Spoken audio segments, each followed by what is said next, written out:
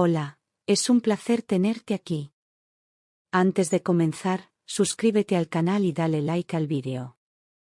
Me llamo Laura García, tengo 36 años y durante casi una década creí estar casada con el amor de mi vida, Marcos Ruiz, un hombre que conocí cuando aún creía en promesas eternas y en miradas que lo decían todo.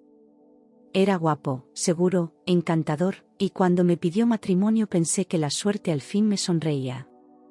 Dejé muchas cosas atrás por él, una ciudad, amistades, hasta sueños que no compartía. Me convertí en su compañera, su apoyo, su hogar, creyendo ciegamente que lo nuestro era inquebrantable. Nunca imaginé que ese amor que parecía tan sólido sería precisamente la trampa que más me dolería. Vivíamos en un piso modesto de Chamberí, con paredes finas y una cocina pequeña donde cabíamos justos los dos, pero lo llenamos de risas, cenas improvisadas y planes para un futuro que creíamos compartido. Cada rincón tenía nuestra historia, el sofá comprado a plazos, las fotos enmarcadas, los libros apilados en el suelo.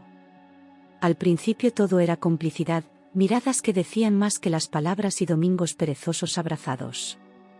Poco a poco, sin darnos cuenta, las sonrisas se hicieron menos frecuentes, y los silencios, más largos. Empezamos a vivir como compañeros de piso que se cruzaban por inercia y no por amor. Fue sutil al principio, como una corriente de aire frío que no sabes de dónde viene pero te cala los huesos. Marcos empezó a responder con monosílabos, a mirar el móvil mientras yo hablaba, a salir más de casa con excusas vagas. Noté cómo su voz se volvía más áspera, cómo evitaba mis gestos de cariño como si le molestaran. Ya no se reía con mis bromas ni preguntaba cómo me sentía después de un día difícil. Me decía que estaba cansado, que necesitaba espacio, pero yo solo veía cómo se alejaba sin decir adiós. Al principio pensé que eran comentarios aislados, días malos, estrés acumulado, pero no. Empezó criticando mi ropa, diciendo que parecía una señora mayor o que no sabía vestirme para mi edad. Luego fue mi pelo, que si ya no lo cuidaba, que siempre lo llevaba igual, que me veía dejada. Después vino la comida, ¿otra vez lo mismo? No sabes innovar ni en la cocina. Y yo, que siempre intentaba complacerle, me esforzaba el doble, esperando un gesto de aprobación que nunca llegaba. Las críticas pronto se volvieron insultos, lanzados con una frialdad que me congelaba el alma. Me llamaba gorda cuando se enfadaba, o inútil cuando se le perdían las llaves y no las encontraba donde él creía haberlas dejado. A veces me decía que daba pena, que si alguien me miraba en la calle seguro pensaba que yo era su madre. Las palabras dolían más que cualquier golpe, porque venían de quien más amaba. Y lo peor era que empecé a creérmelas. Llegó un momento en que evitaba mirarme en los espejos, no porque no quisiera ver mi aspecto, sino porque temía reconocer en mis ojos a la mujer derrotada que él describía. Me peinaba deprisa, sin mirarme mucho, y dejé de maquillarme porque, ¿ya para qué? No quería ver la tristeza que se me había pegado a la piel, ni la curva de mi boca siempre caída. Me tapaba con ropa ancha, sin forma, como queriendo desaparecer en mí misma. Me convertí en una sombra dentro de mi propia casa. Marcos dejó de tocarme como si mi cuerpo le diera asco, como si cualquier acercamiento físico fuera una carga. No me abrazaba, no me acariciaba, ni siquiera me miraba cuando le hablaba de mi día. Se iba temprano, volvía tarde y si cruzábamos palabra, era por temas prácticos, como pagar una factura o comprar detergente. Ni una pregunta, ni una sonrisa, ni un beso de buenas noches. Me convertí en un mueble más del salón, presente, útil, pero invisible. Dormir a su lado se convirtió en un castigo lento, una tortura silenciosa. Escuchaba su respiración ajena, su cuerpo girándose dándome la espalda cada noche, y yo me aferraba a la almohada para no llorar. El colchón que un día compartimos con pasión ahora era territorio dividido por el desinterés. No sabía si soñaba con otra o simplemente deseaba no estar ahí. Y yo, temblando por dentro, fingía dormir mientras me deshacía en mil pedazos.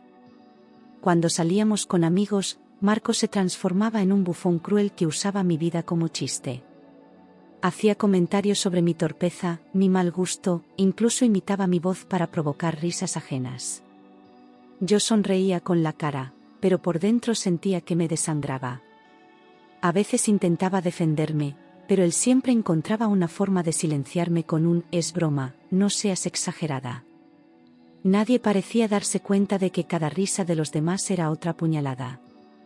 Una noche, después de su tercer vaso de vino, me miró como si yo fuera una carga y dijo sin pestañear: «Si te cuidaras más, no tendría que mirar a otras». Me quedé paralizada, sin palabras, sintiendo que algo se rompía irremediablemente. Él volvió a su copa como si nada, como si acabara de decir que llovía o que faltaba sal en la cena.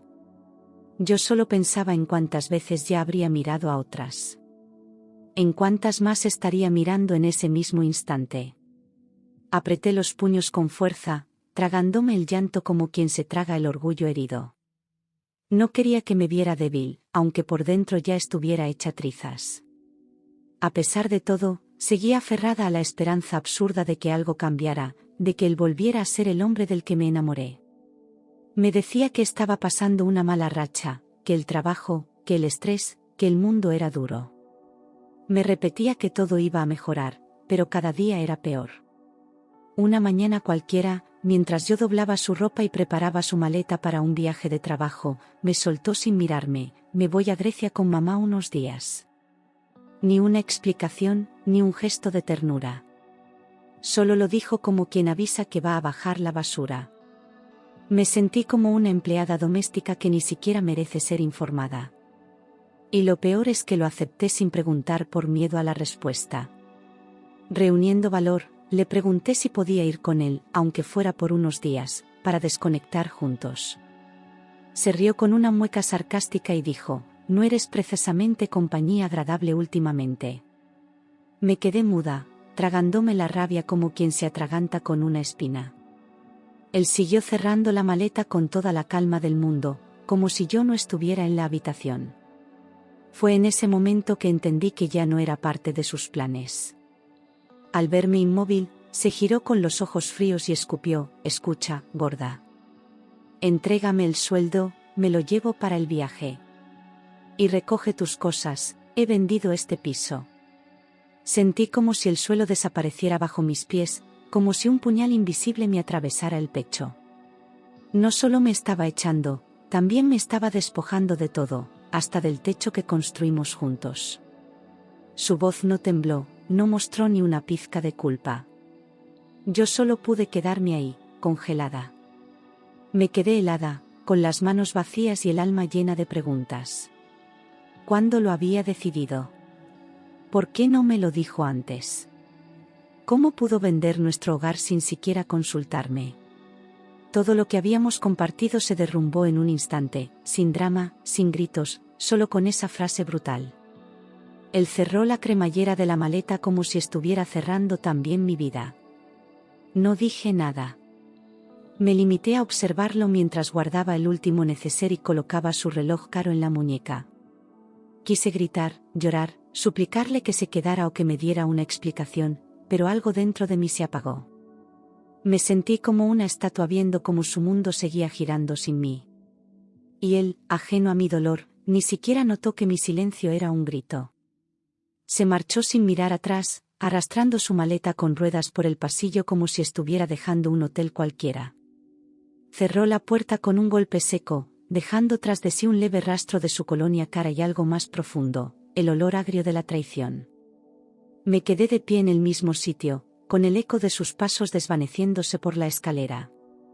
Sentí que la puerta no se había cerrado solo a su salida, sino también a la vida que yo conocía. Lo nuestro había terminado sin despedida, sin lágrimas, sin alma. Caminé por la casa en silencio, rozando las paredes con la yema de los dedos, como si necesitara comprobar que aún estaba allí, que aún existía. Cada rincón tenía un recuerdo y, al mismo tiempo, un silencio nuevo, insoportable. Me senté en la cama deshecha, miré el armario medio vacío, los zapatos que él no se llevó. Todo me hablaba de una historia que ya no era mía. Y por primera vez, entendí lo que significaba estar completamente sola. Entonces lo vi, su portátil, abierto sobre la mesa del salón, como una reliquia de la rutina que ya no era nuestra. Era extraño que se lo hubiera dejado, el que nunca salía sin su ordenador, siempre tan meticuloso. Me acerqué con cautela, como si fuera algo prohibido, algo que aún no estaba lista para enfrentar. Me senté frente a la pantalla, con el corazón latiendo como si supiera que al abrirlo, ya nada volvería a ser igual. Era la última puerta cerrada, y yo estaba a punto de cruzarla. Dudé unos segundos, la mano temblando sobre el teclado, la mirada perdida entre el miedo y la necesidad de saber. Pensé en cerrar la tapa y fingir que nunca lo vi, que era mejor no descubrir lo que podía destruirme del todo. Pero algo dentro de mí, una voz cansada de ser ignorada, me empujó. Ya no tenía nada que perder, ni orgullo, ni hogar, ni certezas. Solo quería saber la verdad, aunque doliera más que todo lo anterior. Lo primero que probé fue su fecha de nacimiento. Nada. Luego la mía. Tampoco. Pero entonces, por impulso, escribí el nombre de su madre. Se abrió. Sin códigos, sin protección real, como si el destino quisiera que lo viera todo sin obstáculos. Sentí un escalofrío, una mezcla de poder y temor. Lo que estaba a punto de descubrir podía cambiarlo todo, o confirmarlo. La pantalla se llenó de mensajes sin leer, notificaciones de su correo del trabajo, recordatorios de reuniones, facturas digitales. Pero algo llamó mi atención, una carpeta archivada con nombre simple, discreto, casi invisible. Personal. La abrí. Había hilos de conversación que databan de meses atrás, incluso años. Empecé a leer y lo que encontré me hizo sentir como si el mundo se inclinara bajo mis pies. Los correos eran largos, íntimos, llenos de complicidad, con alguien llamada Lucía Gómez, una compañera de su oficina. Le contaba cosas que nunca me dijo a mí, miedos, deseos, chistes internos. Había mensajes a diario, algunos escritos en medio de la noche, con emoticonos, confesiones y fotos. Todo lo que yo había dejado de recibir, lo regalaba a ella. No eran solo correos, eran pruebas de una doble vida tejida con paciencia. Te echo de menos, amor, cuenta los días para Grecia, no puedo esperar a verte sin ropa, decían algunos mensajes que me hicieron arder los ojos. Estaban juntos desde antes de que él empezara a despreciarme abiertamente. Y mientras yo me consumía intentando salvar lo nuestro, él construía otra relación en paralelo. Me sentí estúpida, usada, reemplazada sin aviso. La rabia empezó a hervir donde antes solo había tristeza. Las fotos estaban ahí, descaradas, sin vergüenza, en restaurantes, en la playa, en su coche. Una de ellas era en nuestro sofá, el mismo donde él decía estar agotado del trabajo. Había imágenes de besos, abrazos, risas que yo ya no recordaba en su rostro. El amor que me negaba a mí, se lo entregaba a ella como si le sobrara. Cerré los ojos, pero las imágenes seguían ahí, grabadas en mi mente como cicatrices. Sentí una mezcla de náusea, furia y vergüenza. La sangre me golpeaba las sienes, los labios me temblaban, los dedos apretaban el ratón como si quisieran romperlo. No, lloré. No podía. La ira era más fuerte que el llanto, más urgente. Me levanté, caminé por el salón como una fiera enjaulada. Todo ese tiempo preguntándome qué hacía mal, y era él quien mentía. Seguí explorando y encontré algo aún más repugnante, comprobantes de transferencias bancarias desde nuestra cuenta conjunta a su nombre personal. Cantidades grandes, regulares, desde hacía meses. No era solo un traidor emocional, también me estaba robando. Mientras yo contaba céntimos en el supermercado, él financiaba cenas y hoteles para su amante. Me hervía la piel del asco. Todo encajaba, sus insultos, su frialdad, su urgencia por irse. Me despreciaba porque necesitaba justificar ante sí mismo lo que hacía a escondidas. Me hacía creer que yo era el problema, mientras él vivía una vida paralela llena de lujos y pasión. Ya no era tristeza lo que sentía, era claridad. Por fin lo veía como lo que era, un cobarde que usó mi amor como tapadera.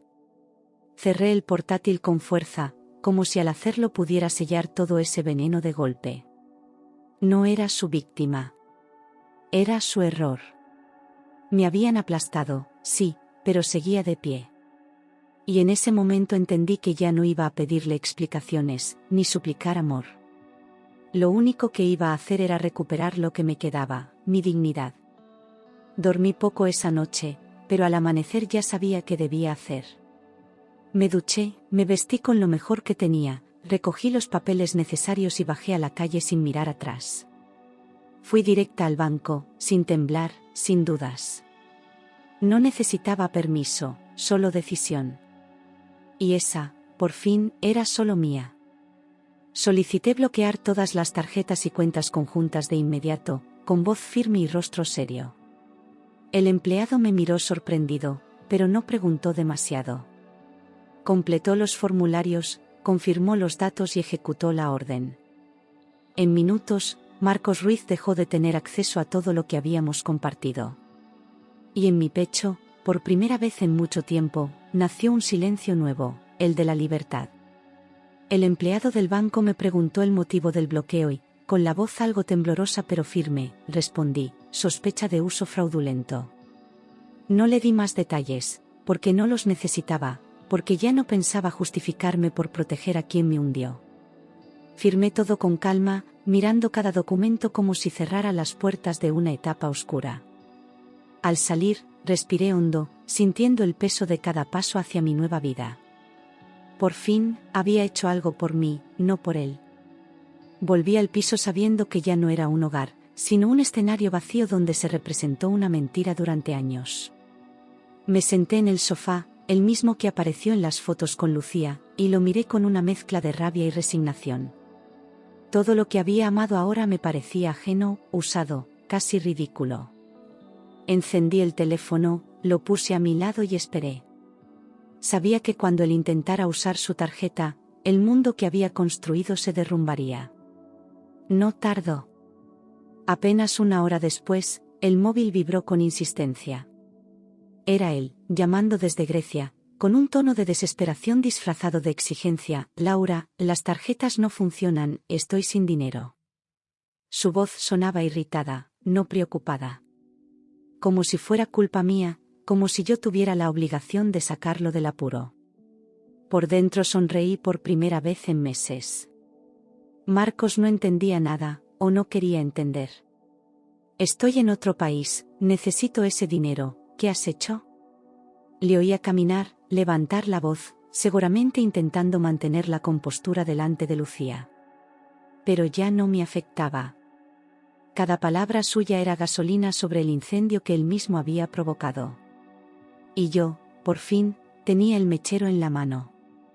Esperé unos segundos antes de hablar, dejando que el silencio lo llenara todo. Luego dije, sin rencor, con una calma cortante: pregúntale a Lucía, quizá ella te invite. No le di tiempo a responder, no le regalé más explicaciones. Colgué. Y en ese instante, se rompió el último hilo que aún me ataba a él. Ya no le debía nada. Nada. Después de colgar, apagó el móvil y lo dejé sobre la mesa, como si ya no me sirviera. No hubo más llamadas, ni mensajes, ni disculpas. El silencio, que antes dolía, ahora era alivio puro. Caminé por el salón con pasos lentos, reconociéndome en la mujer que por fin había elegido el respeto propio. No volví a responderle nunca más. Y eso fue mi victoria. Esa noche dormí como no lo hacía desde hacía años. Sin sobresaltos, sin ansiedad, sin mirar el reloj esperando que llegara. El colchón seguía siendo el mismo, pero la paz que sentí lo transformó en un refugio. Cerré los ojos con la conciencia tranquila, con la certeza de que no volvería a permitir que nadie me hiciera sentir menos. Por primera vez en mucho tiempo, descansé siendo yo. 3 días después, mientras preparaba café, sonó el teléfono con un número extranjero. Sentí un nudo en el estómago, una mezcla de alarma y presentimiento. No esperaba noticias suyas, no quería saber nada más, pero contesté. Una voz masculina, formal, preguntó: ¿Es usted la esposa de Marcos Ruiz? El corazón me dio un vuelco, porque ya sabía que algo grave había ocurrido. Su marido ha sufrido un accidente de moto. Está ingresado en el Hospital General de Atenas, estable, pero con fracturas importantes, dijo la voz al otro lado. Me quedé paralizada, sin saber qué decir, con la taza temblando entre las manos. No sentí miedo, ni urgencia, solo una profunda confusión. Después de todo lo que había pasado, ¿debía ir?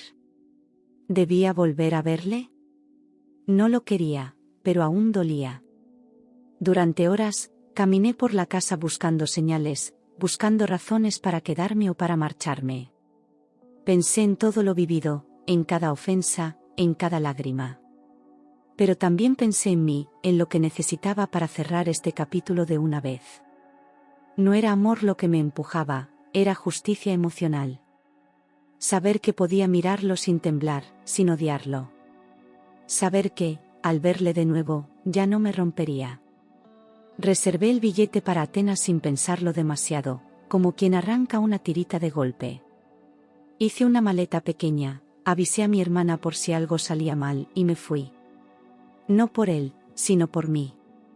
Necesitaba estar allí, mirar el final de frente, sin miedo, sin lágrimas. Esta vez, la que decidía era yo. Al llegar al hospital, el olor a desinfectante me golpeó con fuerza, pero no tanto como verlo a él en la cama, con la pierna enyesada y el rostro lleno de rasguños. Estaba pálido, derrotado, irreconocible. Cuando me vio, sus ojos se llenaron de lágrimas, como si no esperara que yo apareciera. Pero yo solo lo miré, en silencio, con una calma que lo desarmó más que cualquier grito. Laura, perdóname, he sido un idiota, murmuró, intentando incorporarse sin éxito. Me habló de su error, de cómo Lucía desapareció en cuanto vio que él no tenía dinero ni prestigio. Dijo que me echaba de menos, que nadie lo había querido como yo. Pero sus palabras ya no tenían fuerza, eran fantasmas de algo que ya no me habitaba. Lo escuché, pero no lo sentí. Admitió que había tenido una amante, que todo lo que yo sospechaba era cierto. Dijo que lo hizo por sentirse vivo, que se equivocó al buscar fuera lo que no sabía cuidar dentro. Habló de noches de culpa, de decisiones cobardes, de la vida que tiró por la borda. Y mientras hablaba, yo entendí que no necesitaba más explicaciones. La verdad ya no dolía. Solo me liberaba. Quiero volver contigo. Empezar de cero. Aprender de mis errores. Cambiar, dijo entre sollozos, agarrándome la mano con la fuerza de un hombre desesperado. Su voz era sincera, pero yo ya no era la misma mujer que un día esperó esa frase. Ya no necesitaba que me eligiera, porque hacía tiempo que me había elegido yo. Lo miré con compasión, no con amor. Y supe que había llegado mi momento. Una tarde, mientras corregía deberes de uno de mis alumnos, sonó el móvil con un número desconocido. Dudé en contestar, pero lo hice. Era él. Su voz sonaba derrotada, gastada, como si llevara años bajo el agua. Laura, estoy en un lío. Solo quería que me perdonaras. No pedía ayuda. Pedía redención. Pero ya era tarde. No necesité pensar, no me tembló la voz. Le dije con claridad, ya te perdoné cuando te bloqueé. El silencio que siguió fue más elocuente que cualquier lágrima. No colgó de inmediato, quizás esperando otra palabra, otra grieta. Pero no la hubo. Colgué yo, tranquila, cerrando con esa frase una historia que ya no me pertenecía. Colgué el teléfono y respiré hondo, como si acabara de apagar una alarma que llevaba años sonando. Me senté frente a la ventana, vi caer la lluvia sobre los tejados y sentí una calma nueva, definitiva. Ya no quedaban restos de él en mi vida, ni en mi cuerpo, ni en mi memoria emocional. Había cerrado el círculo, no con odio, sino con amor propio. Y eso, entendí, era libertad. Con el tiempo, recuperé la sonrisa, esa que antes solo mostraba para agradar y ahora me nacía sola. Empecé a salir más, a confiar, a mirar a la gente a los ojos sin sentirme menos. Me apunté a clases de yoga, de cocina, incluso volví a bailar en casa, sola, sin miedo al ridículo. Descubrí que estar sola no era estar vacía, sino llena de posibilidades. Y poco a poco, me reencontré conmigo misma. Una tarde de primavera, en una librería pequeña del barrio, conocí a Javier Morales. Era empresario, viudo, con una sonrisa serena y una voz que no imponía, sino abrazaba. Intercambiamos libros, luego cafés, después paseos. No hubo fuegos artificiales, sino paz. Y por primera vez, eso me pareció más valioso que cualquier pasión desbordada. Javier me trataba con ternura, con una atención silenciosa que nunca buscaba nada a cambio. Me escuchaba sin interrumpirme, me miraba sin juzgar, me acariciaba como si el mundo fuera frágil. No preguntaba por mi pasado, pero lo respetaba cuando asomaba. A su lado no necesitaba fingir fuerza, ni esconder mis heridas. Con él, aprendí que el amor no debería doler. Poco a poco, sin darme cuenta, me enamoré. No con ansiedad, sino con gratitud. Cada día a su lado era una prueba de que la vida siempre da segundas oportunidades, incluso después de rompernos. Aprendí a confiar otra vez, a compartir mi espacio, mis risas, mis sueños. Y esta vez, no sentí miedo. Sentí hogar. 2 años después, nos casamos en una ceremonia pequeña, frente al mar, en Alicante. Solo estábamos nosotros, algunos amigos, y una brisa suave que parecía bendecir cada palabra. No hubo lujos, ni promesas grandilocuentes. Solo una mirada sincera, un sí lleno de verdad y un futuro por escribir. Y mientras caminábamos por la arena, supe que esta vez era amor del bueno. Hoy vivo tranquila, con una familia que me quiere, con un trabajo que disfruto y una vida que construí desde cero. A veces miro atrás, no con dolor, sino con orgullo, porque sobreviví al desprecio, al abandono, a la mentira. Aprendí que el amor, cuando es verdadero, nunca humilla, nunca castiga, nunca hiere. Aprendí a quererme, y en ese amor propio encontré todo lo que antes buscaba fuera. Y esa fue mi mayor victoria. A veces me despierto temprano y escucho cómo Javier respira a mi lado, tranquilo, sereno, como si el mundo no tuviera prisa.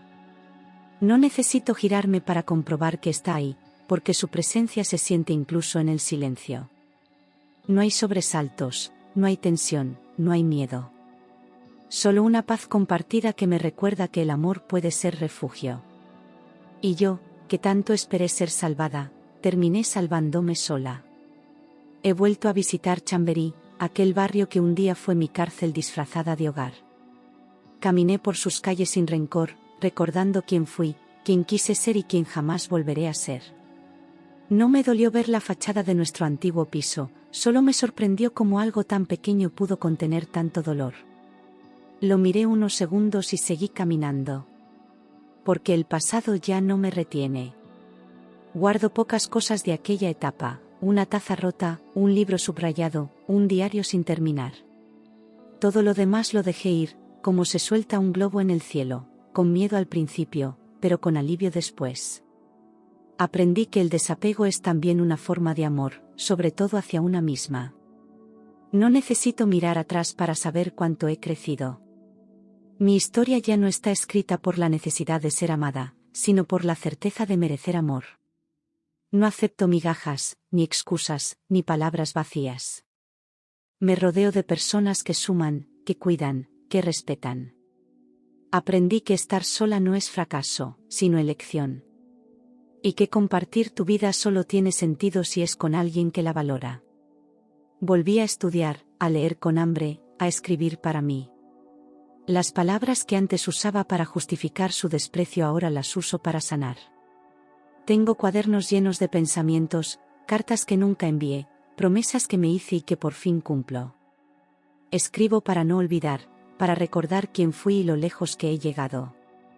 Escribo porque ya no tengo miedo a mi voz. Mi cuerpo también ha cambiado, no por dietas ni imposiciones, sino por el respeto que ahora le tengo. Lo visto con ropa que me gusta, lo muevo con libertad, lo miro sin juicio. Donde antes veía defectos, ahora veo historia. Cada cicatriz, cada curva, cada arruga me pertenece. Y no le debo belleza a nadie más que a mí. He aprendido a decir que no sin sentir culpa, a poner límites sin temblar, a marcharme sin mirar atrás. El poder que ahora tengo no viene del rencor, sino de la conciencia. Me reconstruí a pedazos, con tiempo, con terapia, con amor. Y ahora sé que no volveré a aceptar menos de lo que merezco. Porque ya no tengo miedo a estar sola. Mis domingos ya no son de tristeza, sino de calma. Me despierto tarde, cocino con música, leo en el sofá con una manta sobre las piernas. Javier me trae café sin que yo lo pida, y a veces, sin decir nada, se sienta a mi lado. No necesitamos llenarlo todo de palabras. La verdadera intimidad está en saber que el silencio también es compañía. Adoptamos un perro, se llama Bruno, y llegó a casa como un torbellino de cariño y patas torpes. Nunca pensé que un animal pudiera enseñarme tanto sobre paciencia y ternura. Bruno no sabe de pasados rotos ni de traumas. Solo sabe amar, estar, mirar con esos ojos redondos que parecen decir, ¿estás bien ahora? Y sí, lo estoy. He hecho nuevas amigas, mujeres fuertes, libres, que también pasaron por infiernos y salieron ardiendo de luz. Nos reímos juntas, nos escuchamos sin juzgarnos, nos acompañamos en las dudas. Es una hermandad que no necesita contratos, solo presencia. Con ellas aprendí que no estamos solas, que nuestra voz importa, que nuestra historia también cuenta. A veces recibo mensajes de otras mujeres que han leído lo que escribo, y me dicen, me pasó lo mismo, gracias por contarlo, ahora me siento menos sola. Y entonces entiendo que no solo sané por mí, sino también por ellas. Porque cada vez que rompemos el silencio, otra encuentra la fuerza para hablar. Y esa es una cadena de amor que no se rompe. No sé qué habrá sido de Marcos. No lo busco, no lo odio, no lo espero.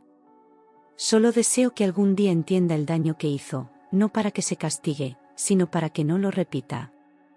La indiferencia es mi venganza más justa. Y si alguna vez piensa en mí, ojalá recuerde que fui la mujer que lo amó de verdad. Y que tuvo el valor de marcharse.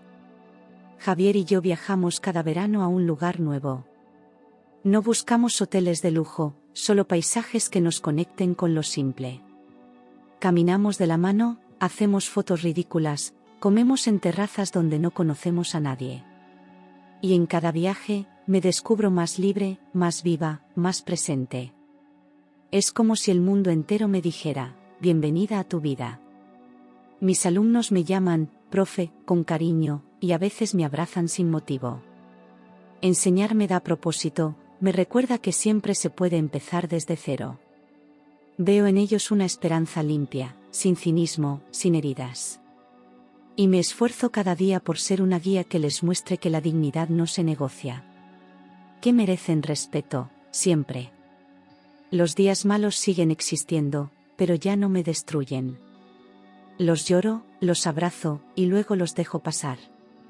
No me juzgo por sentir tristeza, porque también forma parte de estar viva. La diferencia es que ahora sé que todo pasa. Y que al final, después de la tormenta, siempre vuelve la luz. Siempre. He aprendido a mirarme con ternura, a hablarme sin crueldad, a perdonarme por todo lo que permití.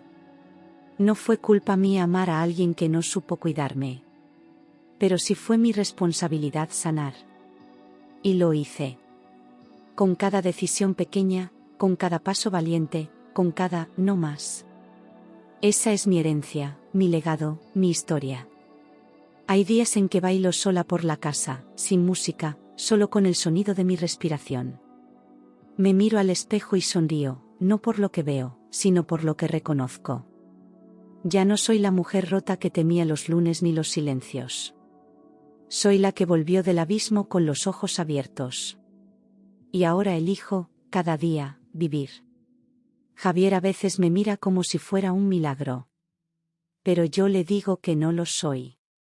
Que solo soy una mujer que aprendió a sobrevivir y luego a vivir. Que lo importante no es no caerse, sino saber levantarse. Y que si me admira, no es por lo que sufrí, sino por lo que construí después. Él lo entiende. Y me ama más por eso. Nunca imaginé que mi mayor historia de amor sería conmigo misma. Pensé que necesitaría que otro me completara, pero era yo quien tenía que encontrarme. Lo hice. Y ahora vivo con plenitud, con gratitud, con raíces. Ya no busco finales felices. Solo momentos honestos. Y los tengo, uno a uno, todos los días. Y si alguna mujer lee esto y siente que su historia se parece a la mía, le digo, no estás sola. No estás loca. No eres débil. Estás cansada, sí, pero aún tienes fuerza. Dentro de ti hay una voz que aún susurra, mereces más. Escúchala. Porque es tuya. Y te está esperando para salvarte. Salvarte. Salvarte. Salvarte. Salvarte. Salvarte. Salvarte. Salvarte. Salvarte. Salvarte. Salvarte. Salvarte. Salvarte. Salvarte. Salvarte. Salvarte. Salvarte. Salvarte. Salvarte. Salvarte.